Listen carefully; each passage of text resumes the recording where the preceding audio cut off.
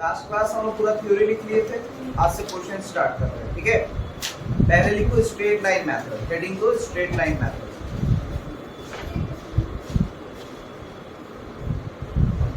ठीक है, पहले क्वेश्चन लिखिए, क्वेश्चन नंबर 1 बोले a machine was purchased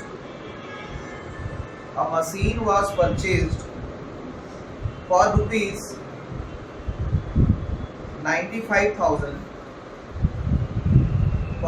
95,000 on 1st April 2016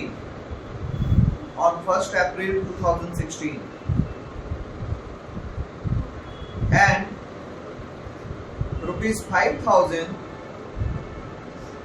were spent on its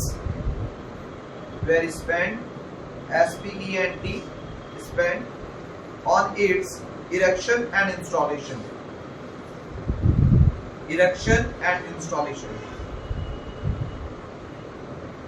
हुआ erection and installation, full stop. Pass necessary journal entries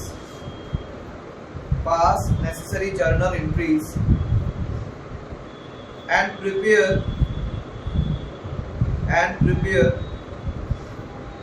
machine account for 3 years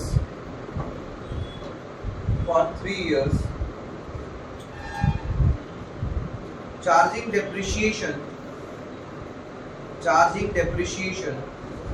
at 10% per annum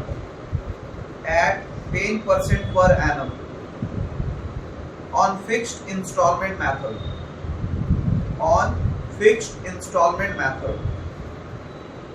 Full stop. It is assumed that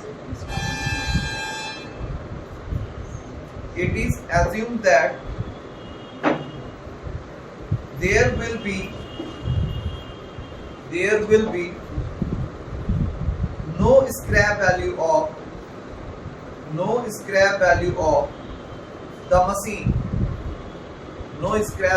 the machine.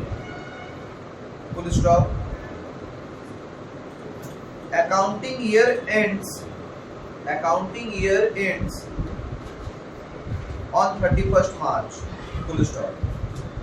Accounting year ends on 31st March. हो गया, full stop. देखो, जब भी इस तरह question रहे तो पहले क्वेश्चन को पढ़कर डाटा कलेक्ट किया जाता है। दो तरीका होता है, एक डायरेक्ट बनाने वाला और एक होता पूरा अच्छे से लिखकर। बीकॉम या आईकॉम जब भी डेप्रिसिएशन पढ़ा जाए तो पूरा डिटेल में ही पढ़ने का आदत डालो। इससे क्या होगा, तुम डेप्रिसिएशन को समझ पाओगे। जो इंफॉर्मेशन कलेक्ट करना सीख गया वो लगभग 80% या 90% तुम्हारा क्वेश्चन को समझने वाला। तो सबसे पहले क्वेश्चन को पढ़कर इंफॉर्मेशन कलेक्ट किया जाता है। ठीक है, कैसे? ऊपर पहले लिखेंगे वर्किंग नोट्स।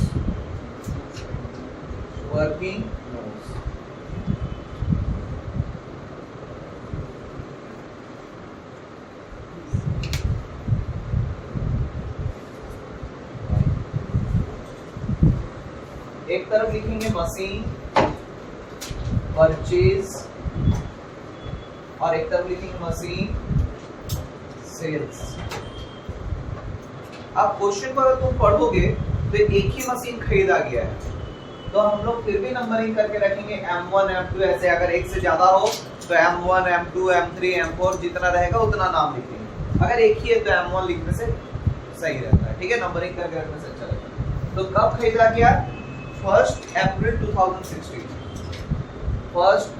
2016 को एक मशीन खरीदा गया 95,000 में और उसका इंस्टॉलेशन में खर्चा हुआ है, जिस ये क्या है, इरेक्शन भी बोला जाता है इंस्टॉलेशन को, उसमें खर्चा हुआ 5,000 रुपये।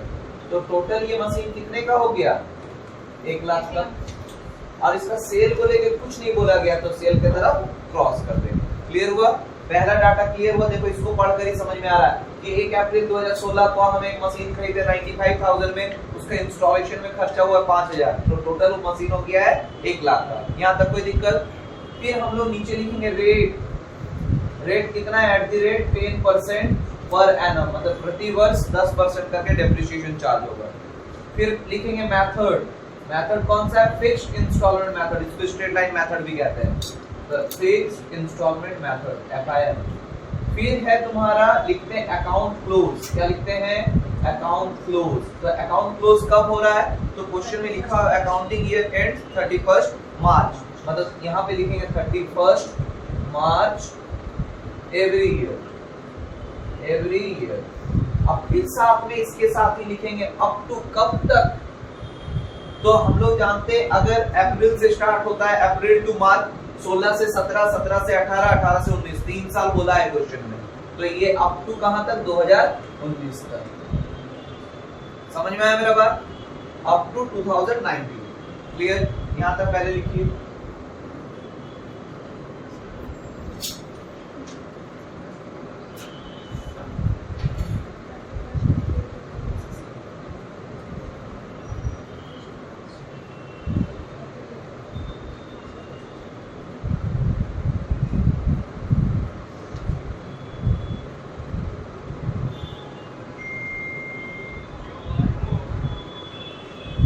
इनका मोबाइल बज रहा है, साइलेंट कीजिए।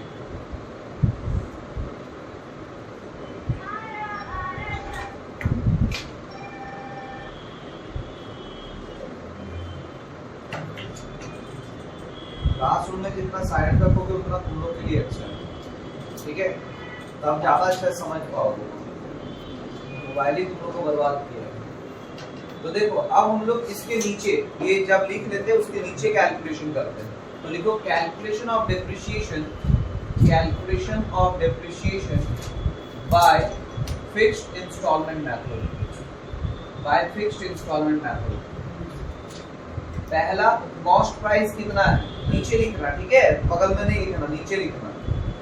कॉस्ट प्राइस कितना है, 1 लाख, कितने का है, 1 lakh, less depreciation at the rate 10%, ये 2016 से 17 का है, पूरा साल रह रहा है, तो 1 लाख का 10%, क्योंकि हम लोग फिक्स्ड इंस्टॉलमेंट पढ़ रहे हैं, तो पहले साल का कॉस्ट प्राइस का पूरे साल का जो डेप्रिसिएशन होगा हर साल वही चार्ज किया जाएगा। तो क्या हो जाएगा, 1 लाख का 10% 10,000, तो हर साल हम लोग 10,000 रुपया माइनस कर देंगे, 90,000। फिर less depreciation at the rate 10%, 17 से 18, 10,000 माइनस करके 80,000।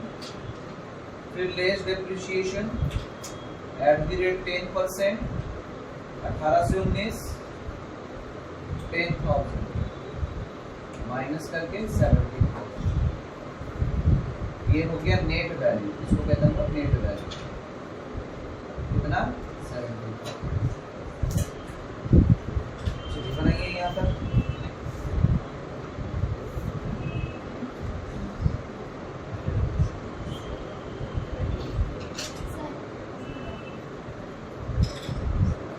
बनाओ जल्दी बनाओ।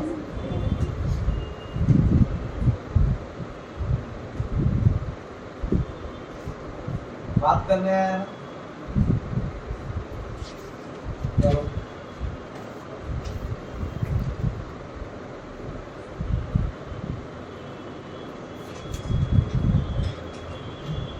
ये लिख लिए सब। एक पेज में जर्नल एंट्री का फॉर्मेट बनाओ, एक पेज में जर्नल एंट्री का फॉर्मेट बनाओ।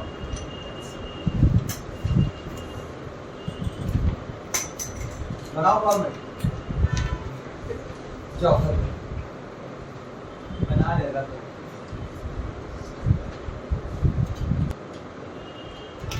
जर्नल एंट्री का फॉर्मेट बनाओ जल्दी से, बन गया है सबका, ध्यान दीजिएगा।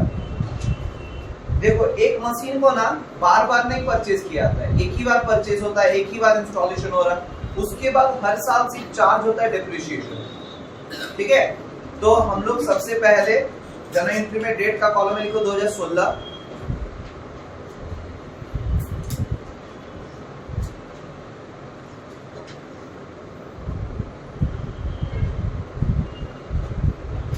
लिखे 1 अप्रैल, पहले मशीन परचेज करने का एंट्री। देखिए machine account debit to bank account, machine account debit to bank account, to bank account. Amount लिखिए, मशीन कितना में खरीदे थे 95,000, देखो 95,000, दोनों तरफ 95,000 95,000। नैरेशन लिखो being machinery purchased, being machinery purchased.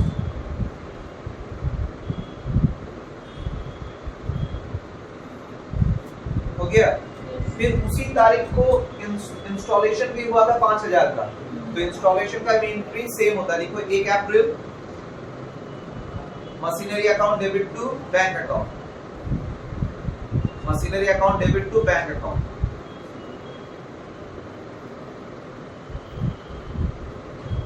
To bank account 5,000 5,000। Narration लिखो being installation charges, being installation charges.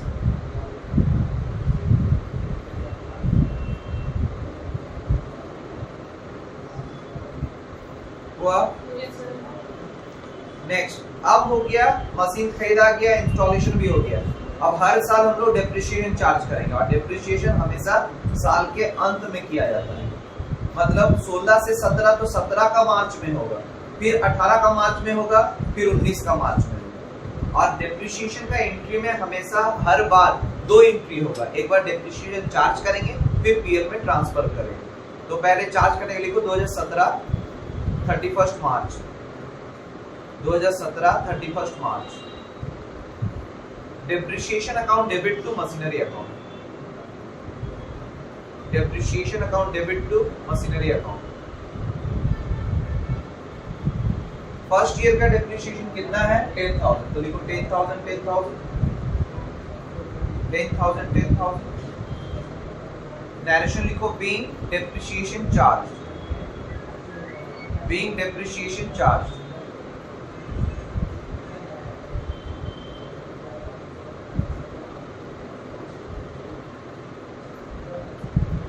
Being depreciation charge हो गया। फिर नेक्स्ट 31 मार्च को हमेशा बोले ना 2 एंट्री होगा, एक बार चार्ज करने का, एक बार पीएल में ट्रांसफर करने का। तो सेकंड एंट्री 31 मार्च को ही लिखो, profit and loss account debit to depreciation account, profit and loss account debit to depreciation account. भाई 10,000 10,000 10,000 10,000। नरेशन लिखो being amount of depreciation transferred to PL account, being amount of depreciation transferred to PL account।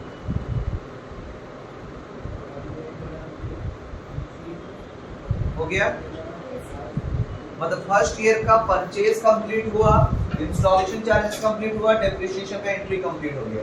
अब second year में क्या चीज का entry करेंगे, सिर्फ depreciation का एंट्री करेंगे और उसको पीएल में ट्रांसफर करने का एंट्री करेंगे। तो लिखो 2018 31 मार्च,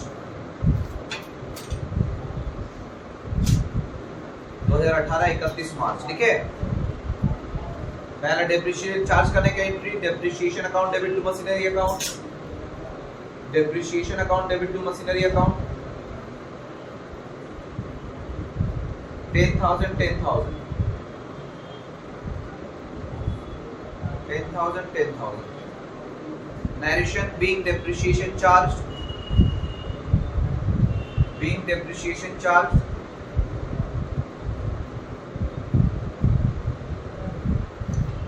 हो गया।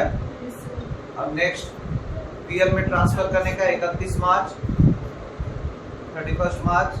Profit and loss account debit to depreciation account, profit and loss account debit to depreciation account, profit and loss account debit to depreciation account. Being amount of depreciation transfer to PL account. 2 साल का complete 10,000 10,000। अब 2019 2 entry और format खत्म हो गया है, 2 entry का जगह खींच लो।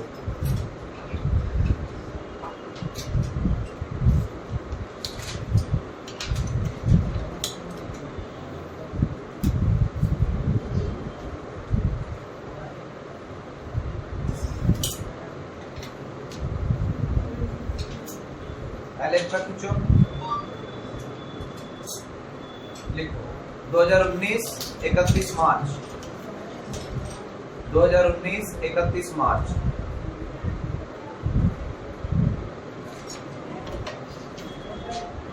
हुआ।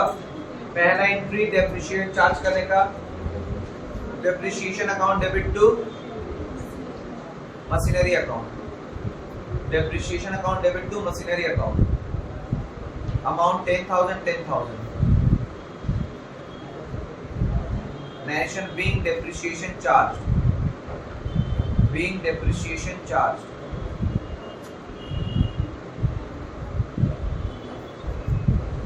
हो जाएगा तो बोलना। नेक्स्ट 31 मार्च लास्ट एंट्री क्या होगा? Entry profit and loss account debit to depreciation account, profit and loss account debit to depreciation account 10,000 narration क्या हो जाएगा? being amount of depreciation transferred to PL account, being amount of depreciation transferred to PL account, format बंद। अब laser बनाएंगे हम लोग।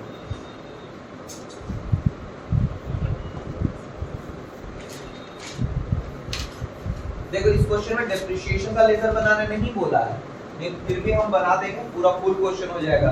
एक ही question में अगर जनरल एंट्री पूछे, लेजर पूछे, तो लेजर में डेप्रिशिएशन का भी लेजर बनता है कभी कभी, अगर क्वेश्चन बोला जाए तो सब दिखा दे।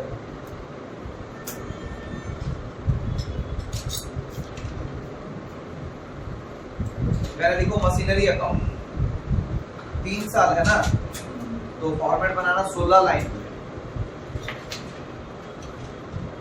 मशीनरी अकाउंट लेजर का format,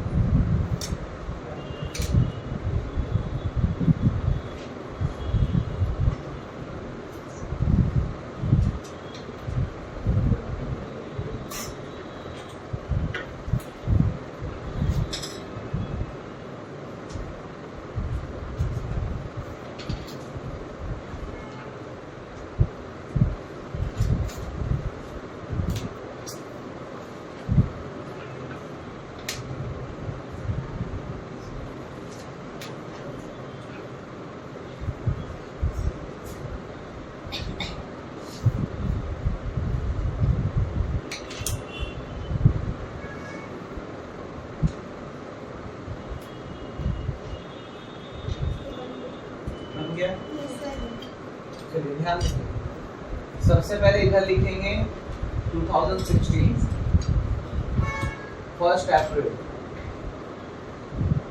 to bank account bracket में परचेज। ये समझने के लिए लिख रहे हैं, ये तुमको लिखने की जरूरत नहीं, समझने के लिए बता रहे हैं कि कभी अगर परचेज होता तो टू बैंक अकाउंट लिखते हैं। परचेज कितना नहीं हुआ था? 95,000। अगर वही यहाँ पे एक से ज्यादा मशीन परचेज होता था, M1 M2 ये सब लिखते हैं, ठीक है। फिर 1 अप्रैल को इंस्टॉलेशन भी होता था टू बैंक अकाउंट ब्रैकेट में इंस्टॉलेशन 5,000।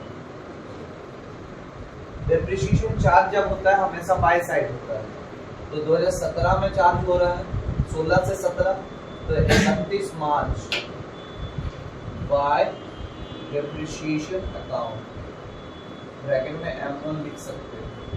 अमाउंट है 10,000। आप बैलेंस कर देंगे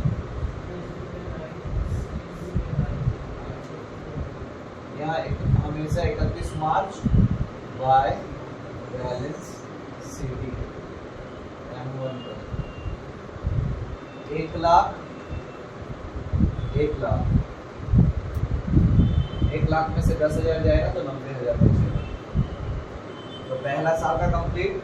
फिर यही CD को हम लोग 2017 का 1 अप्रैल को 1 अप्रैल को टू बैलेंस BD कितना 90,000। फिर 2018 में डेप्रिसिएशन चार्ज करेंगे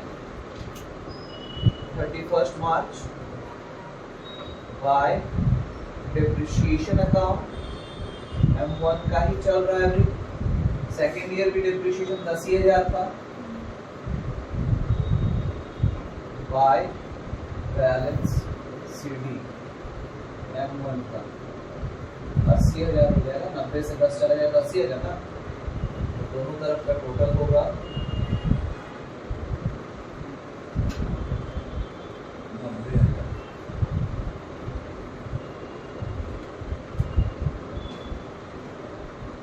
फिर 2018 1 April to balance BD 80,000। 2019 31 March by depreciation account M1 का 10,000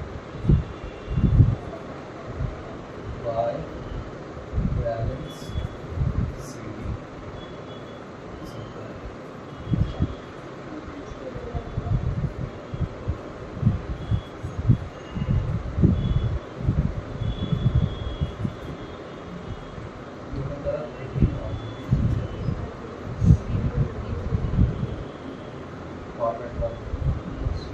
और कोई लास्ट नेक्स्ट 4 BD दिखाता है, क्या बोलते नहीं 3 साल बोले तो 3 साल दिखाता है। ठीक है, बना दो।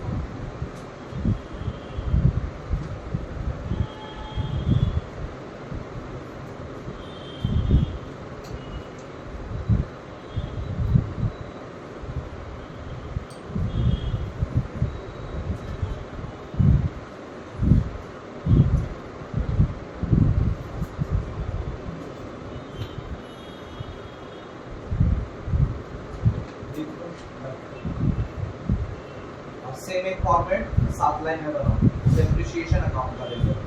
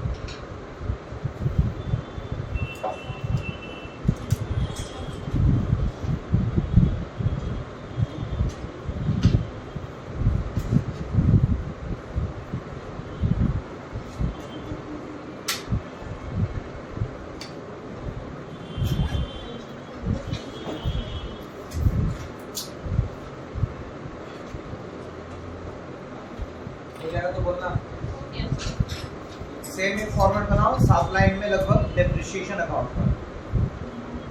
डेप्रिसिएशन अकाउंट का फॉर्मेट बनाइए।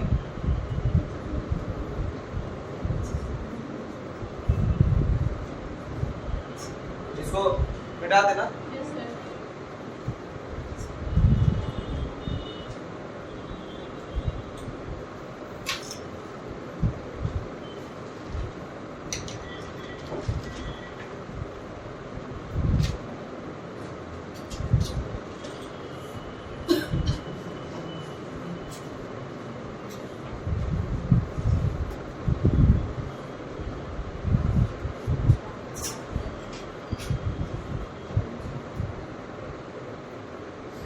डेप्रिसिएशन अकाउंट हमेशा डेप्रिसिएशन साल के अंत में चार्ज किया जाता है।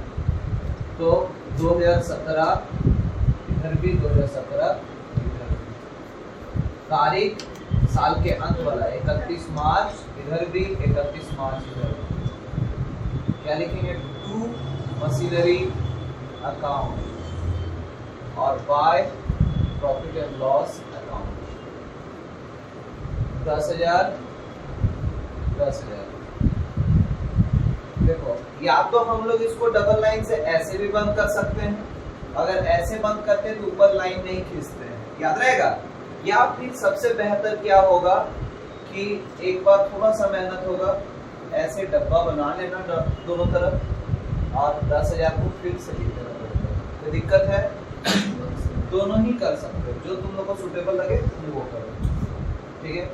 फिर 2018 दोनों तरफ 2018 31 March two machinery account 10,000। 31 March by profit and loss account 10,000। दोनों तरफ total 10,000।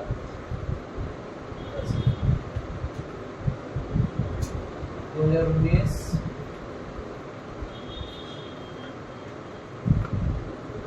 31 March two machinery account 10,000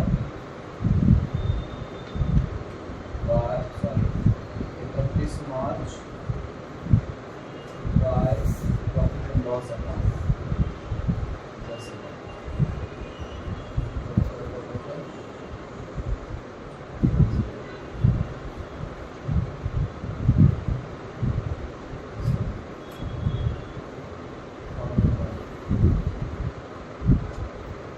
ठीक है, समझ में आया बात? कोई दिक्कत है समझने में? दिक्कत तो अगर कभी डिप्रिसिएशन अकाउंट बनाने को देगा तो ऐसे ही करना है, to assets by PL, to assets by PL.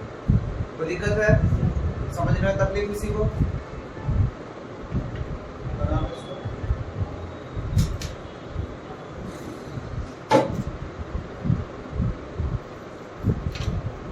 पूरा फुल क्वेश्चन बना के दिखा दिए, बनवा दिए, ठीक है। इससे रिलेटेड 2 क्वेश्चन दे रहे, बना के लाना, लिखा जाए question.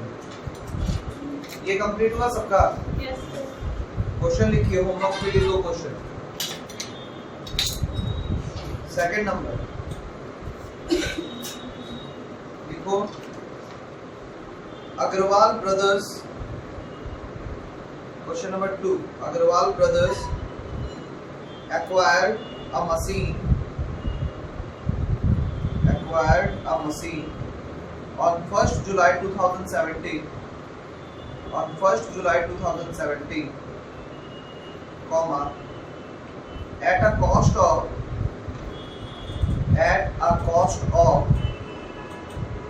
rupees 1,40,000 1,40,000 and spent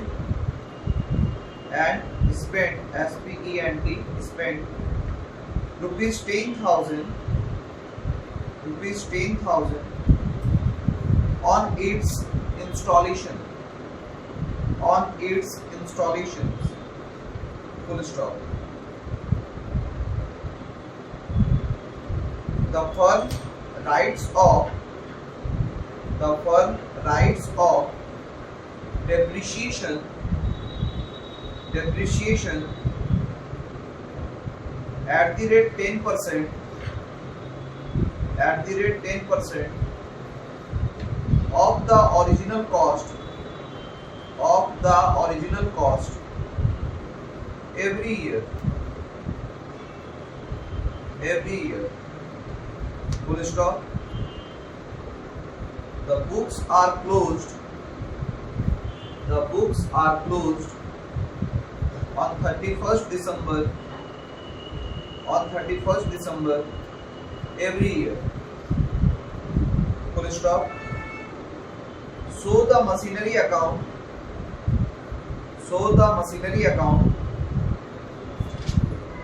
and depreciation account, मतलब इसमें सिर्फ लेजर बनाना है, ठीक है, एंट्री का जरूरत नहीं। एंट्री का जरूरत पड़ा क्या हम लोग को? नहीं पड़ा, हम लोग डायरेक्ट बनाए हैं, ठीक है। Machinery account and depreciation account for 3 years। एक क्वेश्चन हो गया, एक क्वेश्चन और लिखो, इसको पूरा कंप्लीट करके लाना है समझ कर, ठीक है। ये लेजर नहीं बनाना, लेजर के लिए एक पेज छोड़ देना, ठीक है। लेजर हम बताएंगे, तुम लोग को वर्किंग तक से बना के लाना। पहले इंफॉर्मेशन लिखना है, फिर वर्किंग बनाना है। वर्किंग कौन सा? कैलकुलेशन ऑफ डेप्रिसिएशन वाला, इससे ज्यादा कुछ नहीं। अभी पढ़ा रहे स्ट्रेट लाइन मेथड, तो सारा क्वेश्चन जो देंगे वो स्ट्रेट लाइन का होगा, ठीक है। नेक्स्ट क्वेश्चन लिखो।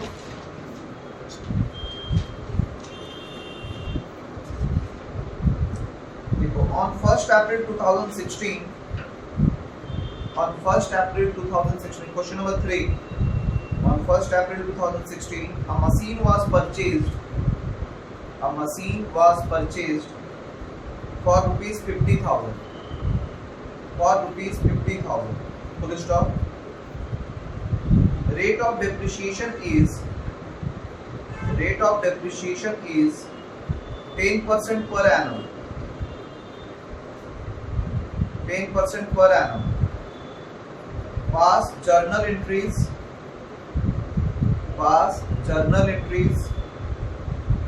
and prepare machine account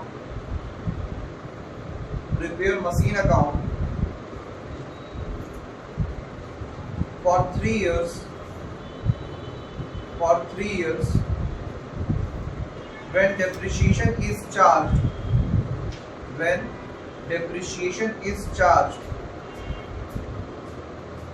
under fixed installment method.